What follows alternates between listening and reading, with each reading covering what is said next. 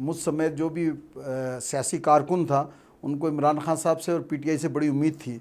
हम भी ये समझते थे कि पीपल्स पार्टी और मुस्लिम लीग नून का एक ऑल्टरनेट एक ऐसी जमात आई है जो दावा कर रही है कि वो इंसाफ है, ईमानदार पार्टी है, लेकिन जो पिछले 2 साल गुजरे हैं वो एक आम पाकिस्तानी के लिए अच्छे नहीं गुजरे हैं।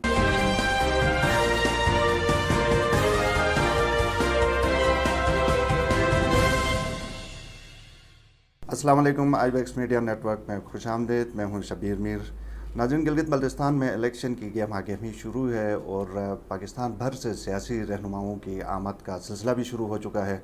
आज गिलगित बल्तिस्तान में पाक सरजमीन पार्टी के मरकज़ी सदर अनीस कायम खान तशरीफ़ ले आए थे। उन्होंने यहाँ पे एक प्रेस कॉन्फ्रेंस की और प्रेस कॉन्फ्रेंस में उन्होंने काफ़ी बातें की। आज हमारे साथ शरीक गुफ्तगू हैं, हमने उनको ज़हमत दी है। अनीस साहब, बहुत शुक्रिया आपके टाइम का। आपने बड़ी ज़बरदस्त किस्म की प्रेस कॉन्फ्रेंस भी की है। हम अपने नाज़रीन को बताना चाहेंगे बात चीज़ें शायद उसमें प्रेस कॉन्फ्रेंस से उनके नॉलेज में ना आई हों। मुख्तसर ये बताइए कि इस दफ़ा आपका प्लान क्या है, जनरल व्यू? आप आए हैं, फर्स्ट टाइम आए हैं गिलगित बल्तिस्तान में, तो कुछ बताना पसंद करेंगे? देखिए, पहले तो पाक सरजमीन पार्टी को आपके ज़रिए गिलगित के लोगों को जानना बहुत ज़रूरी है।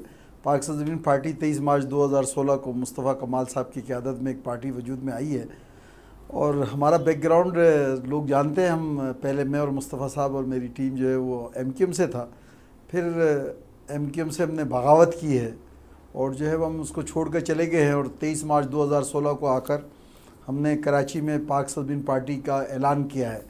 और कराची जो है पाकिस्तान की माशी शहर है, सनती शहर है, पाकिस्तान का सबसे बड़ा शहर है।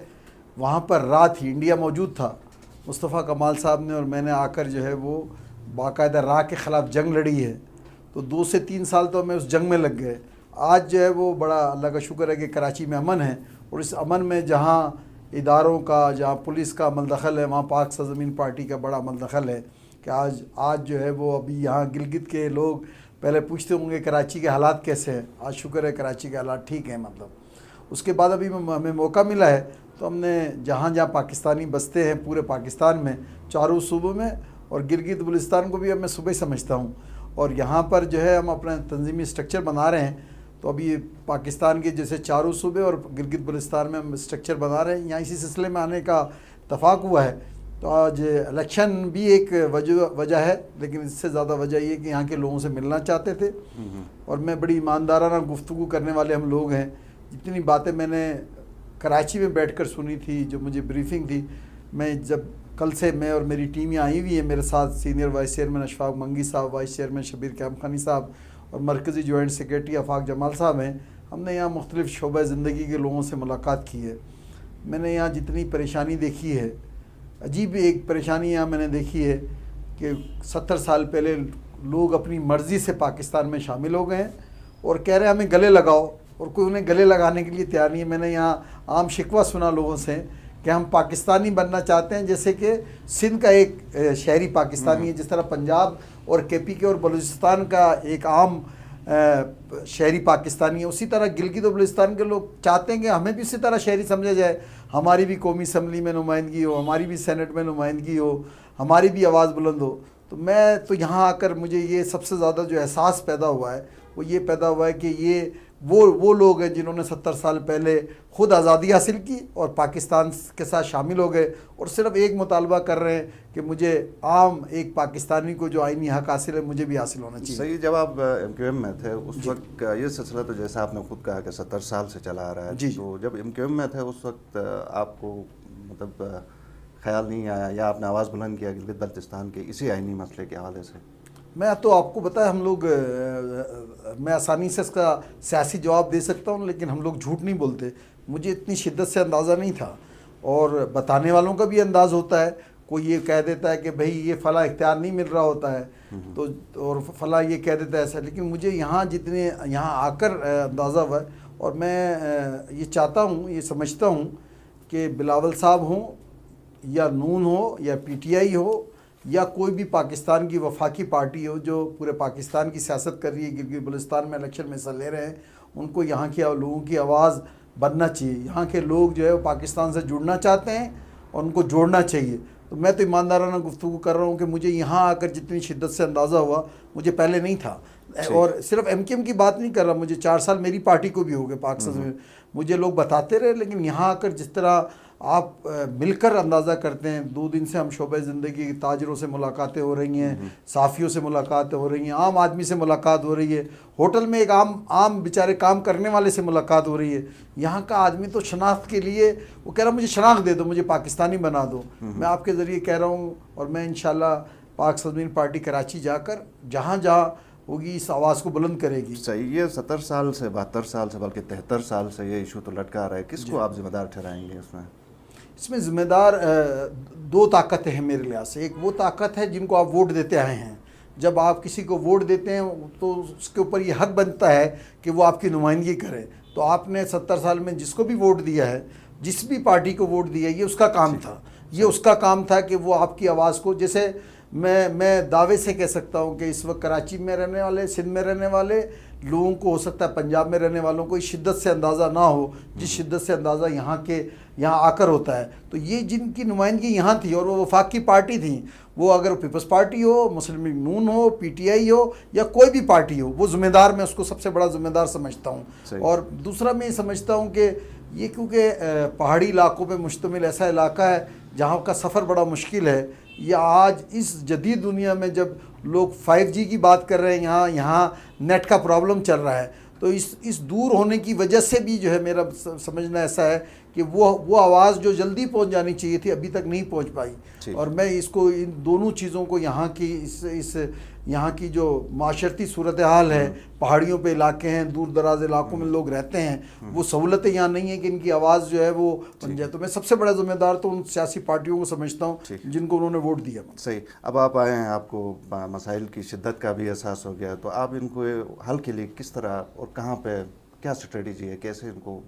देखिए, मैं तो अभी, मेरी पार्टी तो, मेरे पास तो अभी कहीं नुमाइंदगी नहीं है, मैं तो आवाज़ बुलंद कर सकता हूँ। तो मुस्तफ़ा कमाल और पाक ज़मीन पार्टी उसकी KP के यहाँ के GB के लोगों की आवाज़ बनेंगे।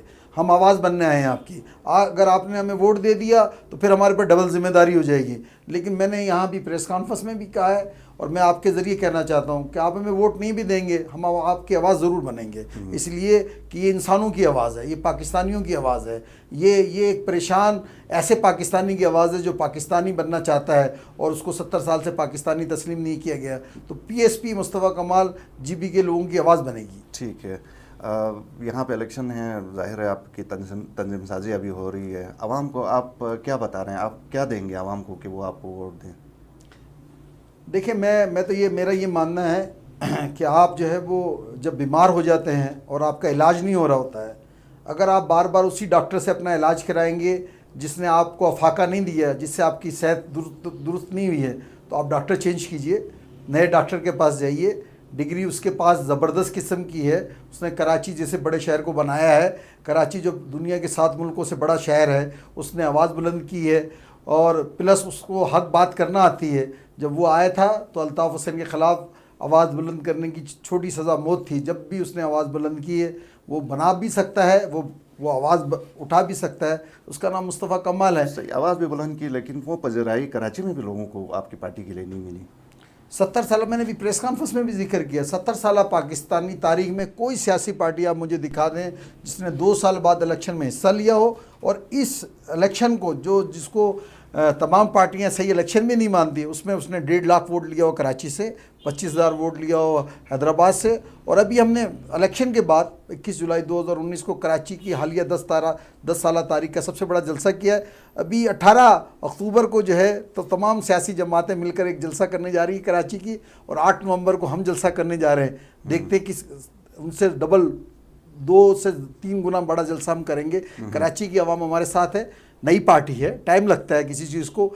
यहाँ तो ऐसी पार्टी की वफाकी हुकूमत है जिसने 96 में पार्टी बनाई है और जाके 20-22 साल बाद जो है वो कहीं जाकर असम्बली में पहुँचे हैं। हम तो बड़ी तेज़ी से अपना सफ़र तय कर रहे हैं। सही, गिलगित बल्तिस्तान में कितने कैंडिडेट आप फील्ड? अभी आज मैंने पहले मरहले में हमने 3 कैंडिडेट का अनाउंस किया, लेकिन ये तादाद बढ़ेगी और 20 तारीख लास्ट डेट है। तो हमारी मुख्तलिफ गुफ्तगू चल रही है, बातचीत चल रही है, इंशाल्लाह ये तादाद बढ़ेगी। और ये हमारा पहला इलेक्शन है और पहले इलेक्शन के तौर पर ही हमें देखना चाहिए कि हमने आकर यहाँ से, कराची से आकर यहाँ पर लोगों को नुमाइंदगी का हक दिया है और इंशाअल्लाह ताला इसमें इजाफा होगा। सही, आप मुख्तलिफ तबके आय फिक्र के लोगों से मुलाकातें आपकी रही हैं, क्या आपको अंदाज़ा फील हो रहा है कि ये जो इलेक्शन में लोग किस पार्टी को ज़्यादा सपोर्ट करेंगे? असल में यहाँ रिवायत तो अच्छी नहीं रही है। रिवायत तो ये रही है कि जिसकी वफाकी हुकूमत में होती है वो यहाँ बन जाता है। रिवायत तो ये रही है यहाँ पर, और यहाँ के लोग ये समझते हैं कि भाई अगर हमने उनको वोट नहीं दिया तो कम से कम उस पार्टी को वोट दे दें जो उनकी आवाज़ बन जाए। मेरा ख्याल है इस दफ़ा उनको ये रिवायत तोड़नी चाहिए। अगर इस रिवायत पे कायम रहेंगे तो फिर ऐसा ना हो कि 4 साल फिर इंतज़ार करना पड़े। तो बज़ाहिर तो जो रिवायत है वो अच्छी नहीं है। तो रिवायत तो यही रही है कि जो वफाक में पार्टी जीतती रही है उसी की हुकूमत बनती रही है। अब देखते हैं इस दफ़ा क्या होता है। सही, वफाक के ज़रा पॉलिटिक्स की तरफ आते हैं, जो कि आप इंटरनेशनल और नेशनल पॉलिटिक्स के ऊपर आपकी नज़र है। पाकिस्तान तहरीक इंसाफ की जो कारकर्दगी 2-2.5 सालों में रही है, इस हवाले से आप इनको क्या समझते हैं, अच्छी है बुरी है? असल में तब्दीली के बजाय तब्दीली के नाम पर जो है वो जो है बहुत बड़ी मसाइल ने जन्म ले लिया है। मुझ समय जो भी सियासी कारकुन था उनको इमरान खान साहब से और पीटीआई से बड़ी उम्मीद थी। हम भी ये समझते थे कि पीपल्स पार्टी और मुस्लिम लीग नून का एक ऑल्टरनेट एक ऐसी जमात आई है जो दावा कर रही है कि वो इंसाफ है, ईमानदार पार्टी है। लेकिन जो पिछले 2 साल गुजरे हैं वो एक आम पाकिस्तानी के लिए अच्छे नहीं गुजरे हैं। आप जो है वो महंगाई जो है वो बिल्कुल उरूज पर है। आज मैं अभी टीवी देख रहा था कि दाल जो एक आम आदमी कहता है भाई मैं कुछ नहीं, गोश्त नहीं खा सकता, आज दाल के रेट बढ़ गए हैं, पेट्रोल बढ़ गया है, आटा बढ़ गया है, चीनी बढ़ गई है, करप्शन उरूज पर है। तो बड़ी मायूसी है हमें पीटीआई से। हमें उम्मीद ये थी कि ये कारकर्दगी दिखाएंगे और जो मुस्लिम लीग नून के और पीपल्स पार्टी की जो 30 साल है, कभी वो जीतते थे कभी वो जीतते थे, एक नई उम्मीद उभरी थी।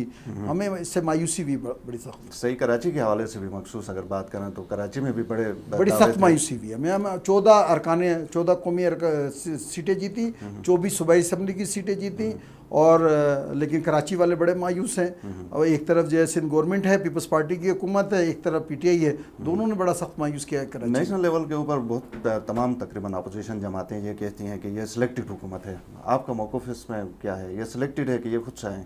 मेरा ये मानना है कि भाई ये सिलेक्टेड हो या इलेक्टेड हो, कारकर्दगी जो है ना बहुत सारे दाग धो देती है। यही अगर हुकूमत लोगों के मसाइल हल कर देती तो शायद ये बात इतनी अहम नहीं होती।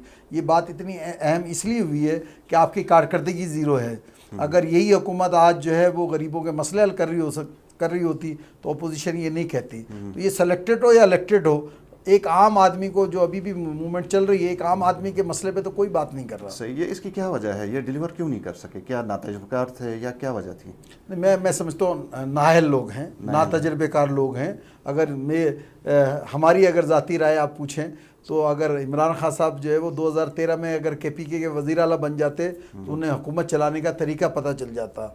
सही जगह पर सही इंसान का होना बहुत ज़रूरी है, उसका होना बहुत ज़रूरी है। मैं अपनी मिसाल देता हूँ, चलें आपके ज़रिए में। मैं पार्टी का तंजीमी ऑर्गेनाइज़र हूँ, मैं मरकज़ी सदर हूँ, मुझे मिनिस्ट्री चलानी नहीं आती है। कल मेरी हुकूमत हो, मैं मिनिस्टर बन जाऊँगा तो मैं वो कारकर्दगी नहीं दिखा सकता। ये शबीर कायम खानी साहब बैठे हैं, ये 4 दफ़ा मिनिस्टर हो गए, ये अशफाक मंगी साहब बैठे हुए हैं, बकिया हमारी टीम है। तो आप सही जगह पे सही आदमी लगाएंगे, ठीक काम हो जाएगा। मेरे लिहाज से अहल लोग नहीं लगाए गए, उन्होंने कारकर्दगी वो नहीं दिखाई जो उनको दिखानी चाहिए। सही, अहल लोगों से जैसा आपने कहा, गिलगित बल्तिस्तान में जब जो भी जमात यहाँ पे आती है, जैसे पाकिस्तान तहरीक इंसाफ शुरू में आ गई, उससे पहले काफ लीग जहाँ पे थी, तो जो शुरू के इनके नुमाइंदे थे, कारकुन थे, बाद में आके इलेक्टेबल्स ने उनको रिप्लेस किया और आज उनका कहीं नाम पता नहीं है। तो आपकी पार्टी में कहीं ऐसा तो नहीं होगा कि कल जब आप अच्छी पोजीशन में आएंगे तो जो शुरू के कारकुन या लीडर्स हैं ये पास कुछ चले जाएंगे, कोई और आके इनको रिप्लेस करेगा, इलेक्टेबल्स जिनको कहते हैं?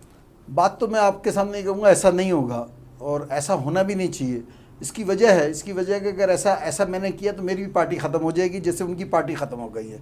जो लोग हमें जानते हैं, हमारा 35 40 साल का तजर्बा है, जो अपने कारकुनों को, अपने लोगों की कदर नहीं करता, लोग उनकी कदर देना बंद कर देते हैं। जिनका आपने जिक्र किया, आज उनका नामो निशान नहीं है। हमारा ये समझना है कि कारकुन पार्टी की असास होती है, कारकुन मेहनत करता है। अगर आप उन लोगों को हौसला अफजाई नहीं करेंगे तो फिर आपका कोई कारकुन बनने के लिए तैयार नहीं होगा। सही। आखिरी सवाल, गिलगित बल्तिस्तान में किसी जमात के साथ सीट एडजस्टमेंट अलायंस कुछ करने का प्रोग्राम आपका है? नहीं, हमने हमारा एक रिवायती तरीका है, हम इलेक्शन से पहले जो है वो नहीं करते, इसलिए कि वोटर कंफ्यूज हो जाता है। मेरा अपना एक मंशूर है, दूसरी पार्टी का और अलग मंशूर है। ये तो हो सकता है कि कल मैं अगर सीट जीत जाऊं तो मैं किसी पार्टी को वोट दे दूं वज़ीर आला बनने के लिए, ये तो मुमकिन है, लेकिन इलेक्शन से पहले हम किसी से एहतियात नहीं करेंगे। नहीं करेंगे। बहुत शुक्रिया नाज़रीन, प्रोग्राम आपने सुना, अपने फीडबैक से ज़रूर नवाजिए। इजाज़त दीजिए, अल्लाह हाफ़िज़।